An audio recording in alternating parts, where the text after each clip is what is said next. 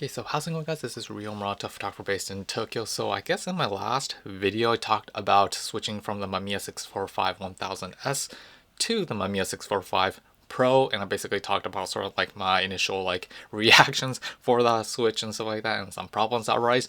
And this is sort of like a follow-up video because when I purchased my Mamiya 645 Pro, it came with a power winder, the WG401, and I thought it would be nice to sort of like make a follow-up video on this topic and just talk about the power winder that it came with, because it's the only accessory that I currently own at the moment.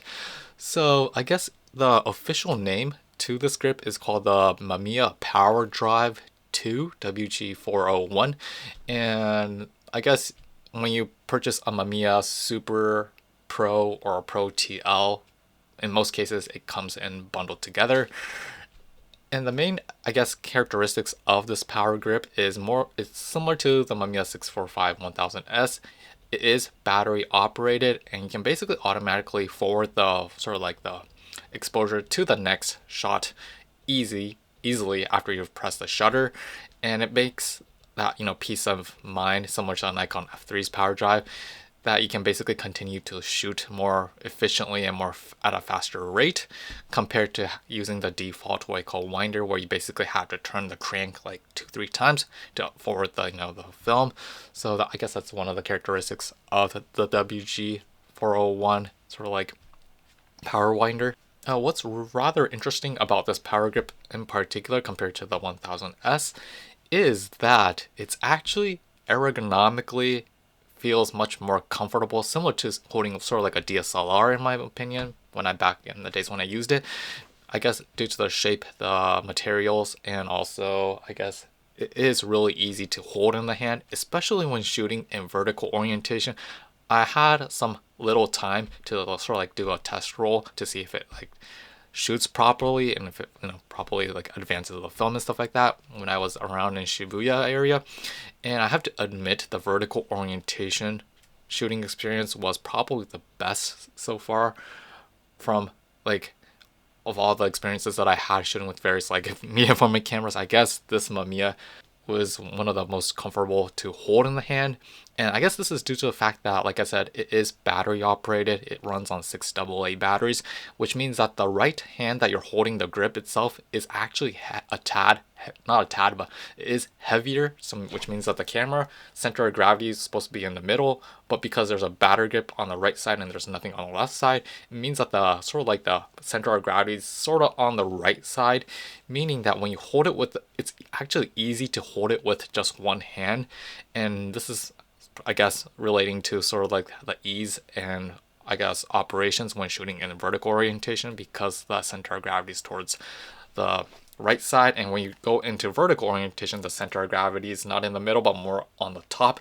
So I guess it feels much more secure in the hand. So that's one of the things I realized after shooting just my first roll with this camera. The characteristics of this power grip itself, on the what I call the shutter release button, there's 4 areas where you can basically switch towards to. On the left there's a, sticking a BTS, a BC, which means battery check, to see how much battery is in, or how much juice is left in the batteries, but it doesn't give a clear indication of how much specifically, no bars. It's just an LED that basically blinks. And on the right is the off switch, obviously, to turn it off, and there's an on switch which turns on the camera.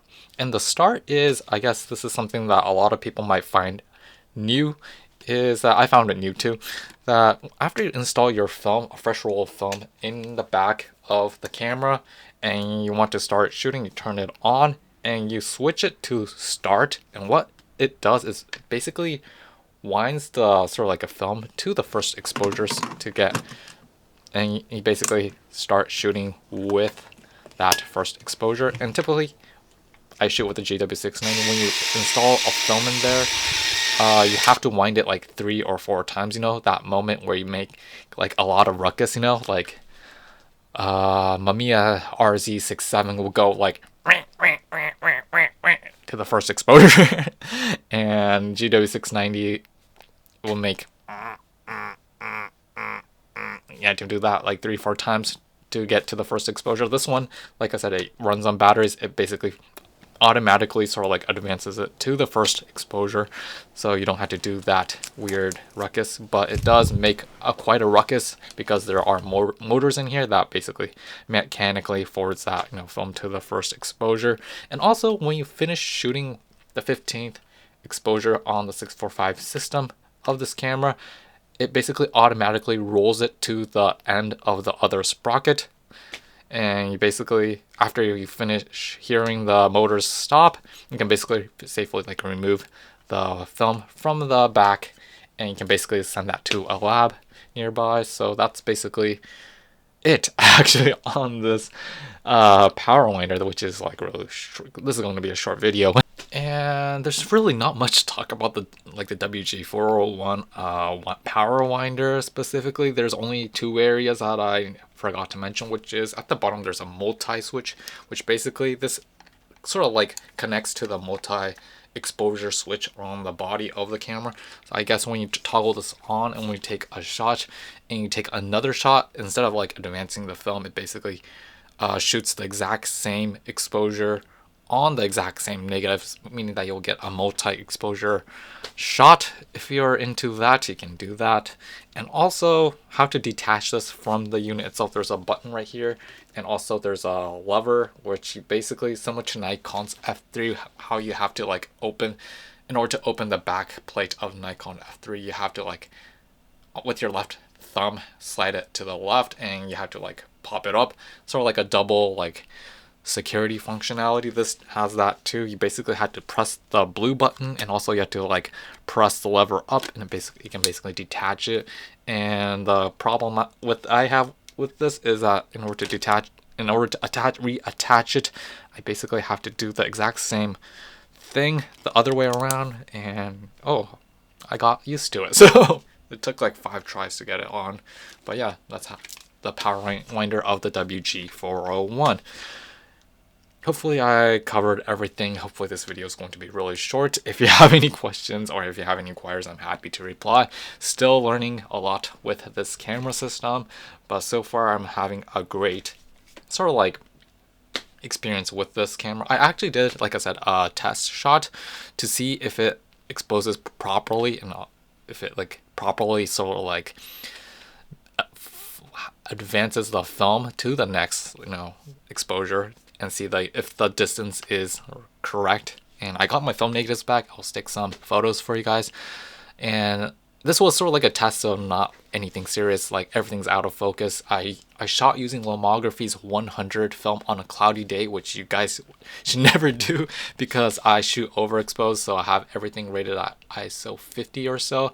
And I was shooting at f2.8 on the Secor 2.8 lens, which is like shooting like 1.8 on the full frame camera, and I kind of missed focus on the majority of shots. But still, there were a couple of shots that I actually enjoyed, like shooting, especially like people like walking towards a different direction, and illuminations, a little bit of illuminations. Yeah, hope you guys enjoyed this video, found it informative, and yeah, we will see you next time. Peace out.